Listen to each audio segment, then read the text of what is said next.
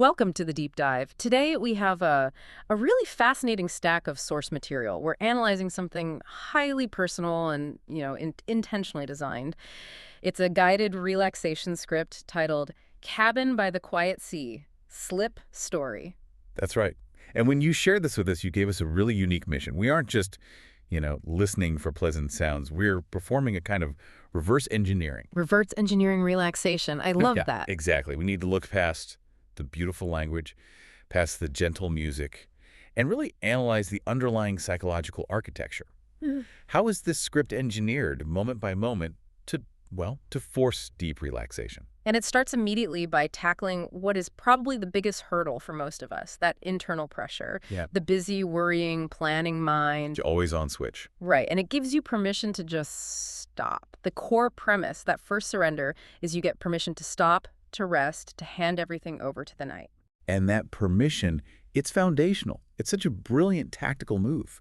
Because if the script started by telling you to try to sleep, you'd immediately activate the parts of the brain tied to achievement, to failure. So how does he get around that, technically? Well, it immediately pivots to trust in the body. It tells you you don't have to try to sleep. Your body knows how to relax. And that's not just, comforting language. It's a real cognitive shift. You're moving from the prefrontal cortex, the worrying brain, down to your instinctual, autonomous nervous system. The message is simple. Your body has done this many times before. So you can hand the controls over.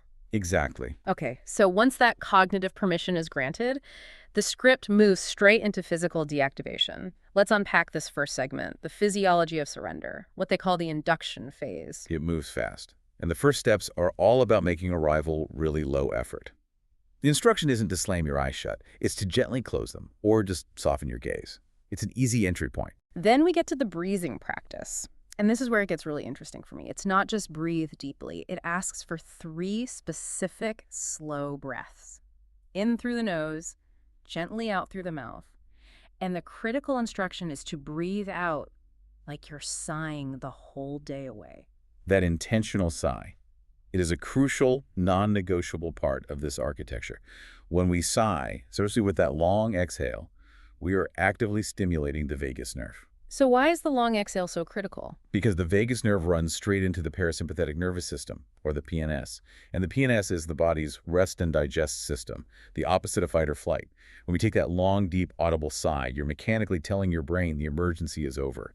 It's an immediate physical downregulation. It is, quite literally, the sound of surrender. That makes perfect sense. Mhm. And once the breath signals safety, the script moves straight into the body scan, which is all framed around the theme of support. Yes, and this is where the script really distinguishes itself. Most meditations tell you to just notice your body.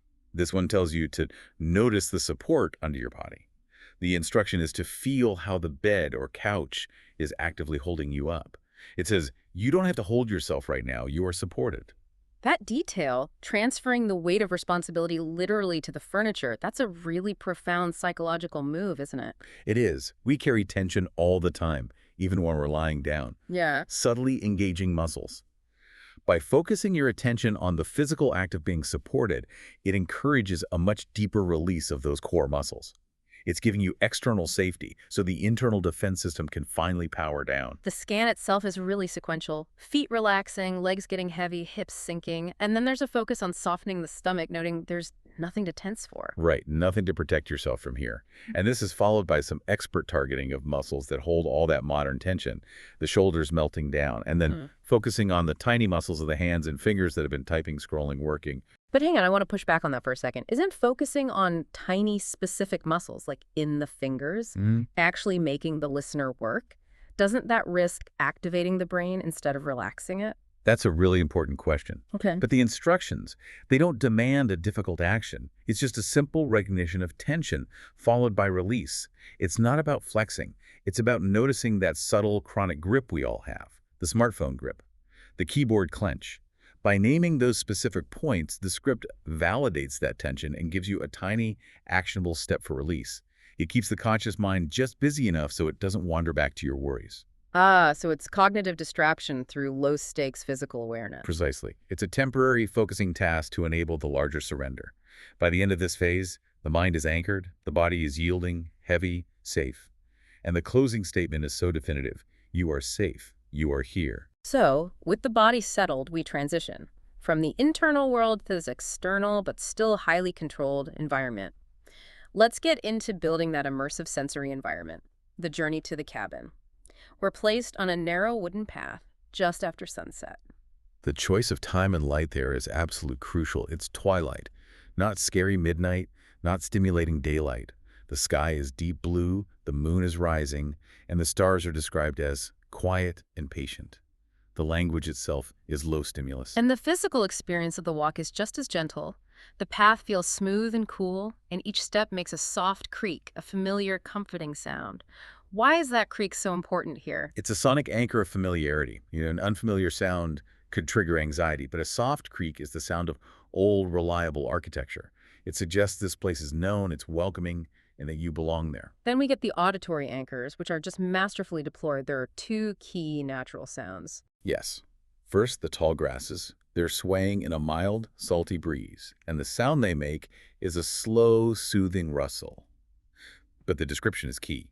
It sounds like someone turning the pages of a book very carefully and very quietly. That comparison is so effective. It keeps the sound gentle, rhythmic, non-jarring. It's like an auditory metronome for relaxation. And the second anchor is the sea itself. The description avoids any sense of turbulence. The waves are not crashing, not wild. They have a steady, peaceful rhythm as if the sea itself is breathing, which is brilliant. It synchronizes the external world with your desired internal state, that steady, deep breathing you just achieved. The outside world is now mirroring your calm. It's all about pacers and synchronization. What's fascinating is how the script handles the cognitive transition during this journey. As you walk toward the cabin, the worries of the day stay behind, falling away one by one. And that's the moment of external cognitive offloading. You can't literally leave your worries, so the script provides a visualization for it. By imagining them literally dropping off the path behind you, the mind gets a tangible mechanism for setting a boundary. You're moving from the complex world to a simple sanctuary. And that sanctuary is signaled by a soft golden light from the cabin window. The description is rich in texture but simple.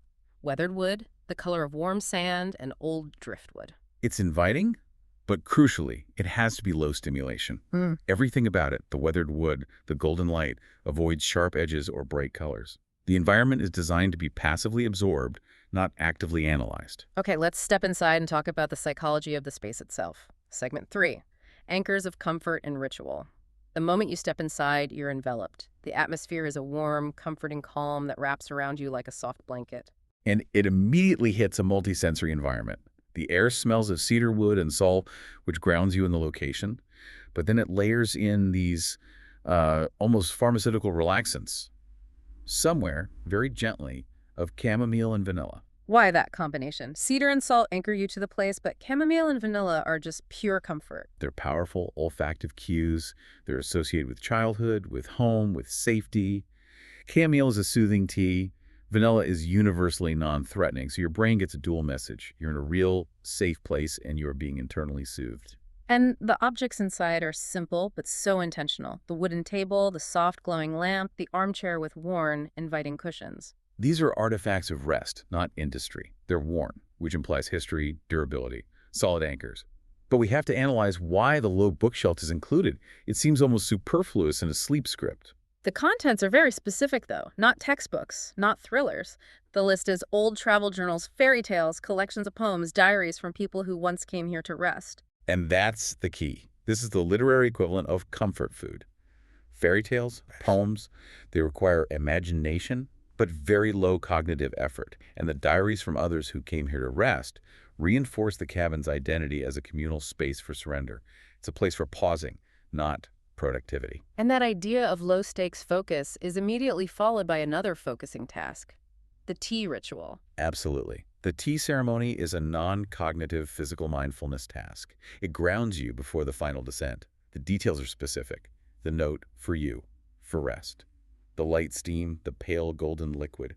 It's all about focused, gentle sensation. It keeps the conscious mind just busy enough to avoid worry. And the effect of that sip is visualized right away. You imagine the warmth traveling through your body, relaxing everything it touches. Yeah, an active internal metaphor for softening. And the segment ends with that final visual anchor. You're sitting by the window, watching the waves catch the moonlight and let it go. And this action is directly compared to the way your thoughts can come and go without needing to stay. It provides the foundational concept for the final phase. Which brings us to segment 4, the final descent, total cognitive offloading. The physical transition from the chair to the bed is described not as moving, but as sinking. The body is already heavy, but here the script gives that sensation a name: pleasant heaviness. The body feels looser, as if gravity has increased just a little to help you sink into rest. By blaming it on gravity, it removes any sense of personal effort. It's happening to you, not by you. And the physical setup of the bed completes that feeling. The sheets are cool, then warm, holding you in a cocoon of softness and safety, and the weight of the blanket is key. The weight of the blanket is described as soothing and grounding, like a gentle hand resting on you. This taps into deep pressure touch stimulation. This firm, gentle pressure can lower your heart rate, release serotonin. It recreates a primal feeling of being held securely.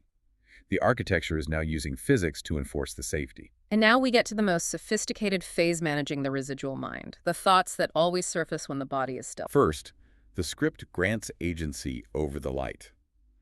You can imagine turning the lamp down or off entirely. This gives you one final, small, non-strenuous action to control the environment. It satisfies that last little need for control before total surrender. But the truly critical psychological tool here, the capstone of the whole thing, is the thought as boat metaphor. Thoughts may still appear, but they are like small boats crossing the surface of the sea outside. This is a classic mindfulness technique, but it's deployed perfectly. You are explicitly told not to push them away and not to climb into them.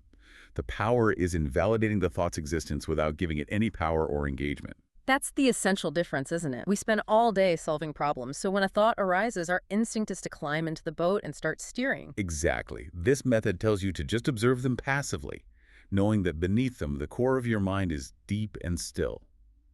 It teaches you that you are not your thoughts. They're just transient phenomena on a vast, calm ocean. You're not fighting, you're just witnessing.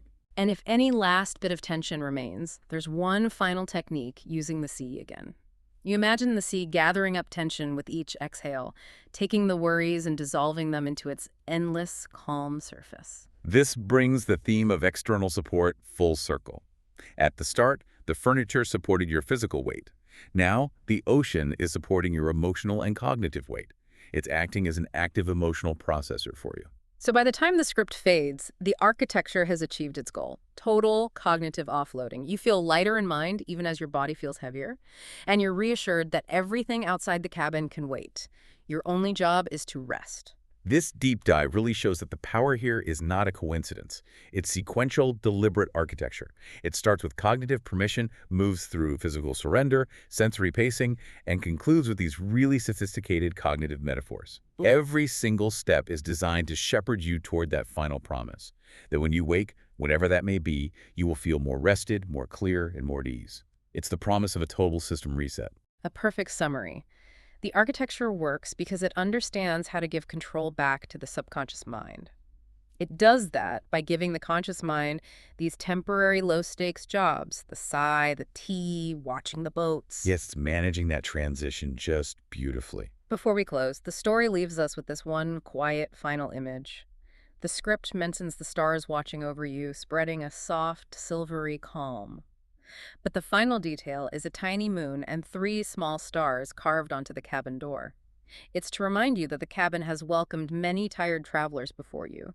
Why emphasize this idea of a shared communal rest? It's the final layer of safety and normalization. That specific carving reinforces that this sanctuary isn't unique to you, it's a tradition. It suggests your exhaustion is understood, your need for rest is valid, and you are joining a whole history of others who have successfully surrendered here. It adds this powerful layer of timelessness and security to that final descent, allowing you to trust the process completely. That's something to let drift in your mind tonight.